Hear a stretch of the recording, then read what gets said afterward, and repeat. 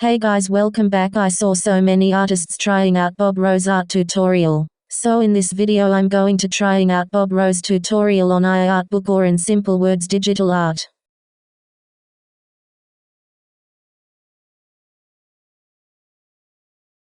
To mix them together on the brush.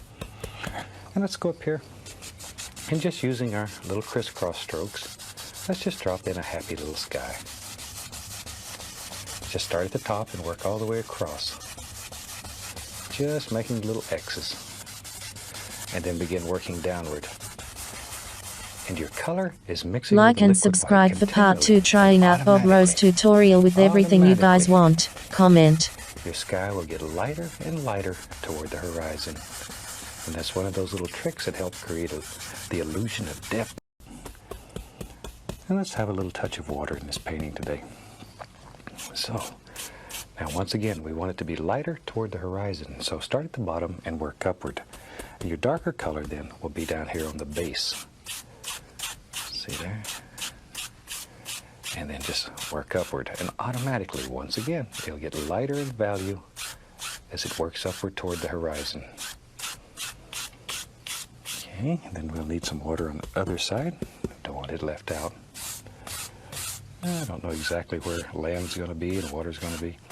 So we just cover it all with water. And if we want a tree to live here or here, we'll just drop it in. There. Now then, very lightly, just gently go across and bring it all together. Okay, now then we can wash our brush.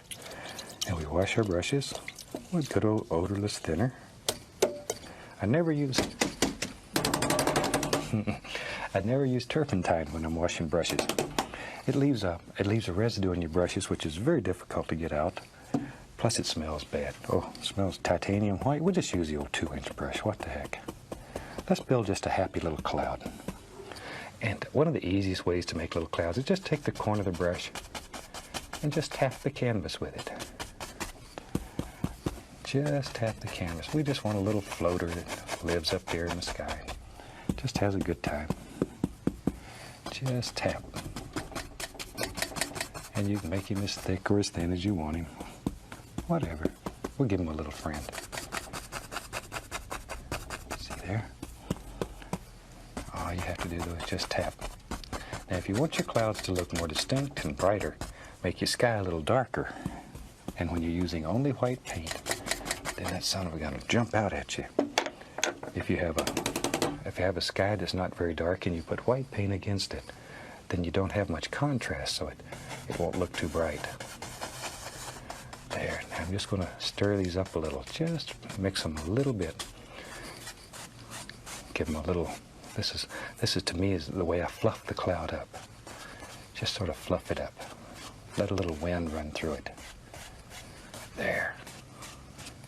And then very lightly, just barely grazing the canvas, caress the canvas. Just blend it together. And that's one of the nicest, easiest little ways to make a cloud. Okay, now then, tell you what, let's build us a little mountain today. You know, it's funny, I get a lot of letters from people, and sometimes they say, Bob, I'm tired of mountains, do something different. And then I get probably as many letters that say, do more mountains. So, if you don't want a mountain in your painting, just leave that little rascal out. But if you want a mountain, then you have it. Okay. Okay, we'll take some black, some Prussian blue, alizarin crimson, and mix it together. Pull it out very flat, cut across, and we have our little roll of paint out here on the edge of the knife. There it is. Now just decide where your mountain lives in your world, and push very firmly, and just drop that little rascal in. And the only thing you're worried about is a nice outside edge. You don't care what's happening on the inside right now. We will later, but right now we're just looking for a nice outside edge. And as I say, use a lot of pressure here. Push that paint right into the fabric. Now, scrape off all the excess paint. Just get in there and really scrape it off. You're not going to hurt the canvas. There we go. With our large brush, we'll just pull that. And then it'll mix with the liquid white that's on the canvas, and automatically it'll get lighter and lighter down toward the base. Just softer and softer. There we go.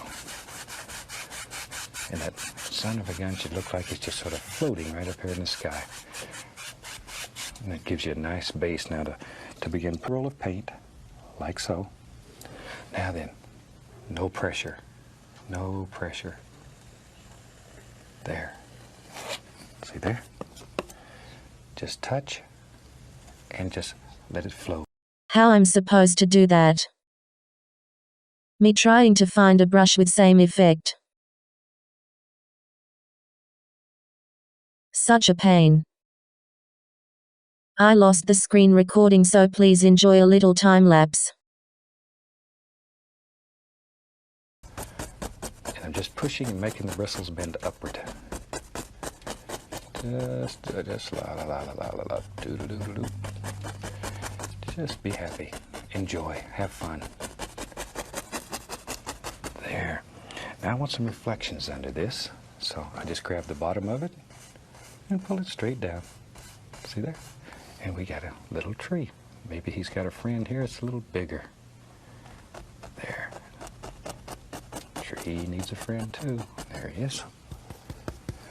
Now see, I'm sort of weird. I name all these little trees and talk to them, but that's okay. That's okay.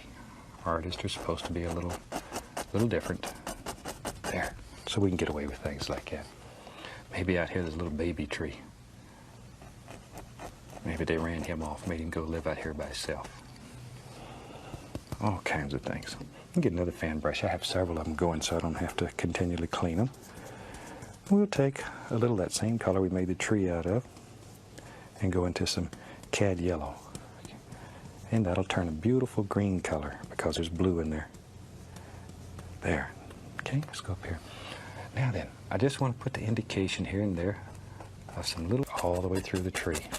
I'm just pushing harder and harder so it uses more and more of the brush. There. These little rascals live right there in your fan brush. Or you can do them with a 1 or 2 inch brush. Tell you what, let's have a third tree. We can have as many trees as we want in here. Begin making some decisions here. Where do you want all these little things to live? There we go. That's super. I knew you could do it. Now then, underneath here, we're going to want some reflection. So just reverse the brush where I've been pushing up. I make a decision to ruin my paint with those highlights. Full of color. Let's go up here. Now you have to make some decisions. Where do your little bushes live? Just touch and give a little push, just enough to bend the bristles a tiny bit. We'll alternate some of the colors here. I went into a little yellow ochre. Now we can reverse the brush and drop a little of that right in there if you want to. Right in there. Maybe up in here there's a darker green living. There he is. There he is. There he is. See? There's a big strong bush over here. He's my friend.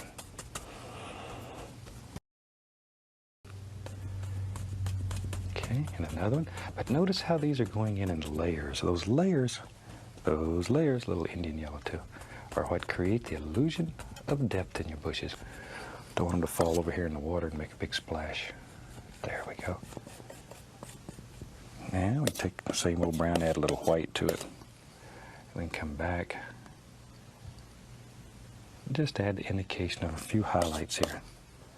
Just here and there. Just barely grazing. Just this is your bravery test today. I like to give those. Over here lives a big tree. And let's make a big evergreen tree that lives right here in front of your mountain. Maybe he's got a little indication of some highlights. Not too many, not too many. There we go. See, you don't have to paint the whole trunk because you won't see the whole trunk. All right. Now, let me find another fan brush here. There's one. I'm going to take some Van Dyke Brown, and let's build an indication of just a tree trunk in here.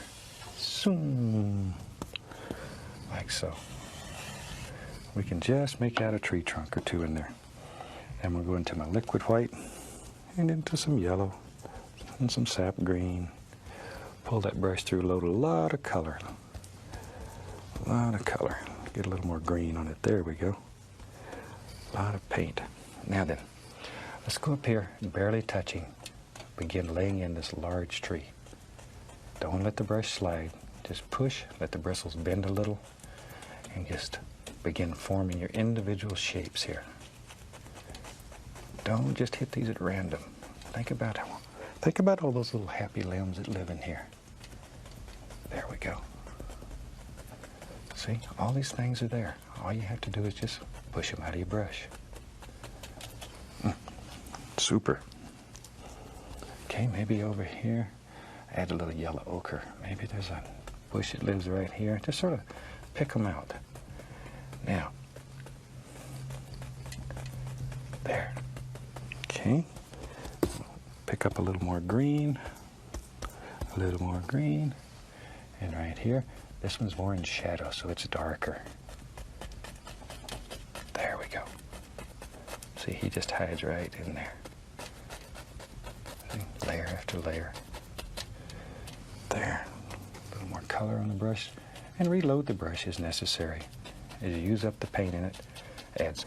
Okay, tell you what, maybe there's a big path in there. Take some Van Dyke Brown, and you have to make a big decision here. Where's your path live? Maybe your path lives right there. So we'd lay in a basic shape just using the brown. And we don't know where this path goes. It goes up here and hides behind the bushes somewhere. Just basic shape. And then we'll take some white, a little dark sienna, and let's come back in here and just let this barely graze. It's like putting snow on the mountain. It's the same exact technique. A little more of the liquid white, back into my yellows and greens. Now then, you have to start making decisions. Are these bushes in front of you evergreen or behind them? I think they're in front. So let them come right over in front of it. There.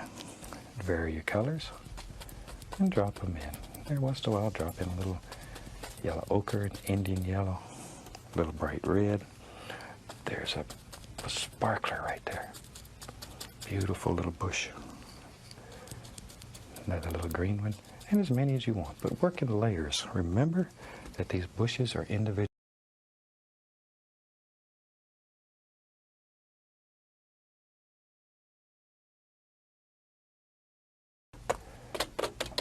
And shoot, you've got a finished painting. I hope you've enjoyed this one. It'll certainly teach you how to use all the equipment and have a lot of fun. From all of us, happy painting, and God bless.